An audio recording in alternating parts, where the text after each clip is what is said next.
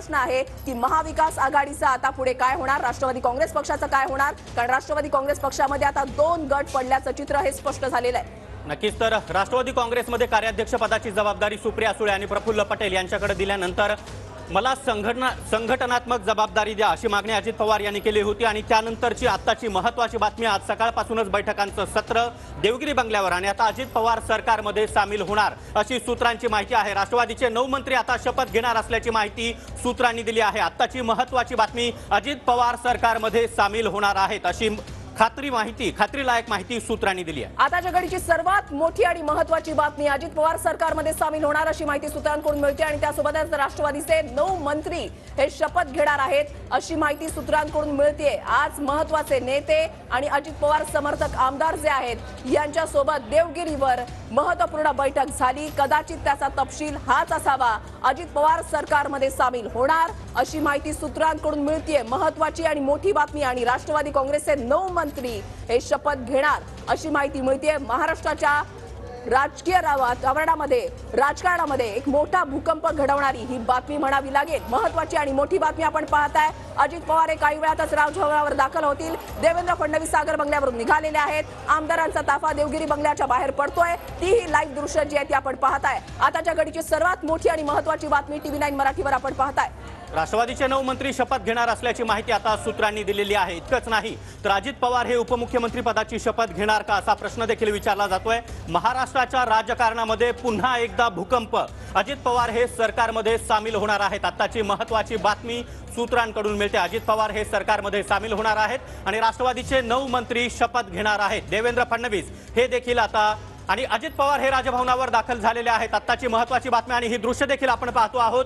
अजित पवार राजभवनावर दाखल झालेले आहेत। राजभवनावर काही वेळापूर्वीच त्यांचे पीए दाखल झाले होते, त्यानंतर अजित पवार यांचा हा ताफा आपण पाहतोय। अजित पवार हे राजभवनावर दाखल झालेले आहेत। राष्ट्रवादीचे एकूण 9 मंत्री हे मंत्रिपदाची शपथ घेणार आहेत। आत्ताची महत्त्वाची बातमी, महाराष्ट्रामध्ये पुन्हा एकदा मोठा राजकीय भूकंप, अजित पवार सरकारमध्ये सामील होणार अशी माहिती मिळते। आताच्या घडीची सर्वात मोठी आणि महत्त्वाची बातमी, राष्ट्रवादीचे 9 मंत्री शपथ घेणार आहेत अशी महत्त्वाची आणि मोठी बातमी आपल्यापर्यंत येऊन पोहोचते।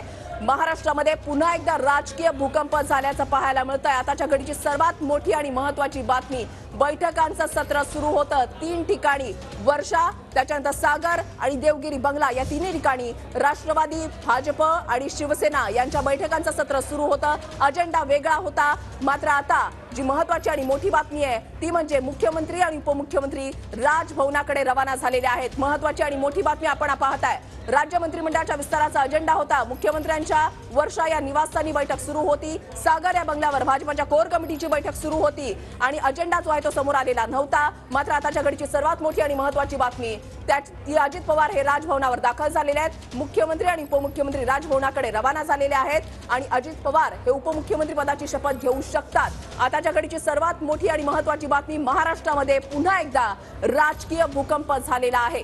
नक्कीच तर अजित पवार सरकारमध्ये सामील होणार अशी माहिती आता मिळते। आत्ताची महत्त्वाची बातमी, राष्ट्रवादीचे 9 आमदार हे मंत्रिपदाची शपथ घेणार आहेत। अजित पवार हे आपल्या ताफ्यासह आता राजभवनावर दाखल झालेले आहेत। काही वेळापूर्वीच अजित पवारांचे पीए देखील राजभवनावर दाखल झालेले होते आणि अजित पवार हे देवगिरी बंगल्यावरून निघून आता राजभवनावर दाखल होत आहेत। इतकंच नाही तर मुख्यमंत्री एकनाथ शिंदे आणि उपमुख्यमंत्री देवेंद्र फडणवीस हे देखील राजभवनावर रवाना झालेले आहेत। आत्ताची महत्त्वाची बातमी, महाराष्ट्राच्या राजकारणामध्ये खळबळ उडवून देणारी आणि महाराष्ट्राच्या राजकारणात पुन्हा एकदा मोठा भूकंप घडवणारी बातमी, कारण अजित पवार हे आता सरकारमध्ये सहभागी होणार आहेत। इतकंच नाही तर अजित पवार उपमुख्यमंत्री पदाची शपथ घेतील, त्याचबरोबर राष्ट्रवादीचे 9 आमदार हे मंत्रिपदाची शपथ घेणार आहेत। आत्ताची सर्वात मोठी बातमी तुम्ही TV9 मराठीवर पाहताय। अजित पवार हे गेल्या काही दिवसांपासून नाराज होते। त्यांनी आपले वक्तव्य सुद्धा बोलून दाखवलेली होती की आपल्याकडे संघटनात्मक जबाबदारी जी आहे ती दिली जावी। लोक माझे सांगत या पुस्तकामध्ये 2019चा किस्सा सुद्धा मांडण्यात आलेला होता आणि त्यावर आलेल्या प्रतिक्रिया,